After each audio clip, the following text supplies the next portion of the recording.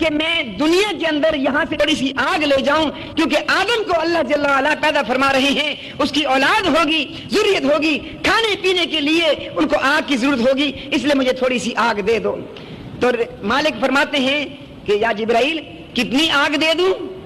تو جبرائیل علیہ السلام عرض کرتے ہیں کہ ایک چھہارے کے برابر آگ دے دو، ایک چھہارے کے برابر۔ مالک کہتے ہیں یا اخی جبرائیل، اے میرے بھائی جبرائیل، یہ اگر ایک چھہارے کے برابر آگ اگر آپ دنیا میں لے گئے تو یاد رکھو یہ ایک چھہارے کے برابر آگ دنیا میں چلی گئی، آسمان پگھل کے گر جائے گا، زمین پانی ہو جائے گی، زمین و آسمان پانی ہو جائیں گے، اس آگ کی تبش کو برداشت نہیں کر سکتے۔ جبرائیل السلام ڈر گئے، کہا ایسی آگ ایک چھہارے کے برابر زمین و آسمانوں کو جلا کے پانی کر دے گی؟ کہا چلو ایسا کرو، چھہارے کی گٹھلی کے برابر آگ دے دو، ایک چھہارے کی گٹھلی کے برابر۔ مالک عرض فرماتے ہیں یا اخی جبرائیل، اے میرے بھائی جبرائیل، میں اگر گٹھلی کے برابر بھی اگر آپ کو آگ دے دوں تو دنیا کے اندر پانی کا ایک قطرہ نہیں رہے گا، زمین پہ کبھی سبزہ نہیں اگے گا، گویا زمین بھی جل جائے گی، سمندر بھی جل جائیں گے۔ یہ ایک گٹھلی کے برابر آگ بھی جو ہے دنیا کی زندگی اس کو برداشت نہیں کر سکتی۔ جبرائیل علیہ السلام حیران ہو گئے، جا کے اللہ جل وعلا کے سامنے عرض کرتے ہیں اے میرے باری تعالیٰ یا رب العالمین، میں نے مالک سے چھہارے کے برابر آگ مانگی، اس نے یہ بتایا، میں نے گٹھلی کے برابر آگ مانگی، اس نے یہ بتایا، مجھے بتائیں میں پھر کون سی آگ لے کے جاؤں، وہ کون سی آگ جس کا آپ حکم فرما رہے ہیں وہ دنیا میں لے کے جاؤں؟ اللہ جل وعلا نے ارشاد فرمایا جبرائیل جاؤ مالک سے کہو کہ دوزخ میں سے ایک ذرہ نکال کر دے دے دنیا کے لیے، اور پھر یہ ارشاد فرمایا کہ اس ذرے کو دھو کے لے کے جانا۔ جبرائیل علیہ السلام کو وہ ذرہ دیا گیا، مالک نے ذرہ دیا، جبرائیل علیہ السلام نے 70 مرتبہ اس کو غسل دیا، غوطہ دیا، اس کو ٹھنڈا کیا، بجھایا، ٹھنڈا کیا، بجھایا، 70 مرتبہ غسل دینے کے بعد وہ ذرہ دنیا میں لے کے آئے۔ دنیا کے اندر اس وقت جو اس زمین کے اوپر سب سے اونچا پہاڑ، سب سے مضبوط پہاڑ، فولادی پہاڑ تھا، اس پہاڑ کے اوپر لا کے وہ ذرہ رکھا کہ یہاں سے چونکہ یہ مضبوط پہاڑ ہے،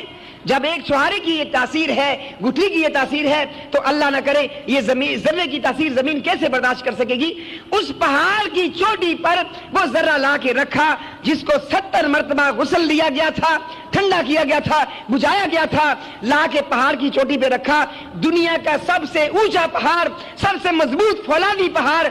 وہ ذرہ رکھتے ہی پگھل کے پانی ہو گیا اور اس میں سے دھواں نکلا، وہ دھواں پتھروں میں سرایت کر گیا۔ اللہ تعالیٰ کی طرف سے حکم ہوا جبرائیل اس ذرے کو واپس لے جاؤ، اس ذرے کو واپس لے جاؤ۔ وہ ذرہ واپس لے جا کے جہنم میں ڈال دیا گیا۔ وہ جو پہاڑ کے پگھلنے سے جو اس کا اثر ذرے کا پتھروں میں آ گیا تھا، لوہے میں آ گیا تھا، چونکہ وہ فولادی پہاڑ تھا، وہ لوہے میں پتھروں میں جو آیا دھواں اس کا داخل ہوا۔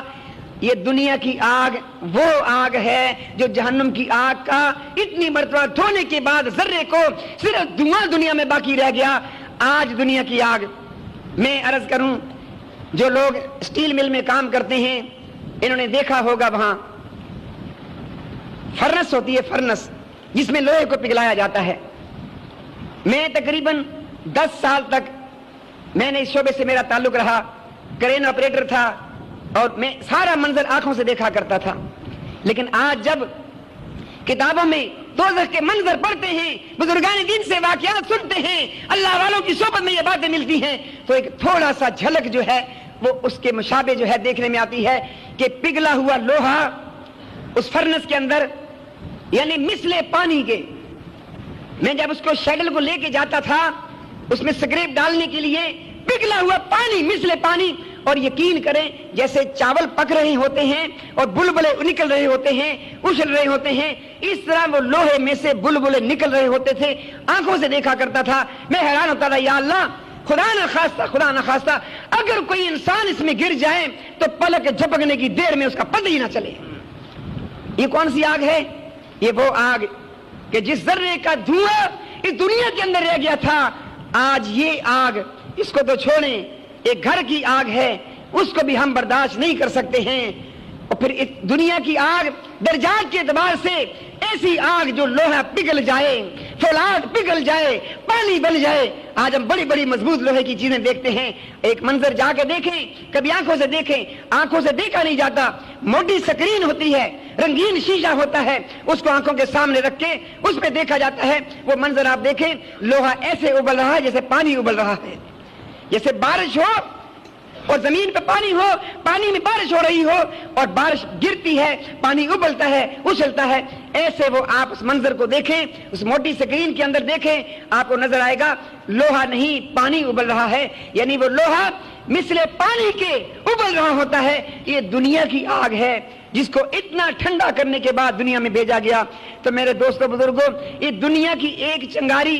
اس آگ کی، اس فرنس کی، خدا نہ خواستہ میں نے وہ لوگ دیکھے ہیں جو میرے ساتھ کام کرتے تھے، بیچارے مزدور تھے، دور دراز علاقوں سے آگے کام کرتے تھے، لیبر تھی، کبھی ایسا ہوتا اس سکریپ ڈالنے میں کوئی ذرات اٹھ جاتے اور وہ آ کے مزدوروں کے کپڑوں میں گر جاتے، جسم پہ سوراخ ہو جایا کرتے تھے، کپڑوں کو آگ لگ جایا کرتی تھی، دور کھڑے ہوتے کبھی ایسا ہوتا، شعلے بلند ہوتے، بیچاروں کے چہرے جھلس جاتے، کپڑے ان کے لیے مخصوص لباس ان کو دیا گیا تھا تاکہ آگ جو ہے وہ جسم پہ اثر نہ کرے۔ میرے دوستو، یہ تو دنیا کی آگ ہے، اس کو ہمارے جسم کو قوت نہیں ہے اس آگ کو برداشت کر سکے، تو پھر جہنم کی آگ کو کیسے ہم برداشت کر سکتے ہیں؟ نبی پاک صلی اللہ علیہ وسلم ایک مرتبہ حضرات صحابہ اکرام رضی اللہ عنہم کے سامنے بیان فرما رہے تھے، آپ صلی اللہ علیہ وسلم ارشاد فرمایا، اے میرے صحابہ، تم دوڑے جا رہے ہو جہنم کی طرف، میں تمہیں پکڑ رہا ہوں، تمہیں تھام رہا ہوں تاکہ تم اس سے بچ جاؤ۔ یہ ہمیں تعلیم دینی تھی، امت کو سکھانا تھا کہ آج گناہ تمہارے سامنے زیب و زینت کے ساتھ پیش کیے جاتے ہیں، تم گناہ کو گناہ نہیں سمجھتے ہو، لیکن میں تمہارے غم میں، تمہارے درد میں، جب جبرائیل علیہ السلام نے نبی پاک صلی اللہ علیہ وسلم کو بتایا کہ اس دوزخ کے درجے میں آپ کی امت کے گناہگار رہیں گے، نبی پاک صلی اللہ علیہ وسلم بے ہوش ہو کے گر گئے، غم کے مارے بے ہوش ہو گئے۔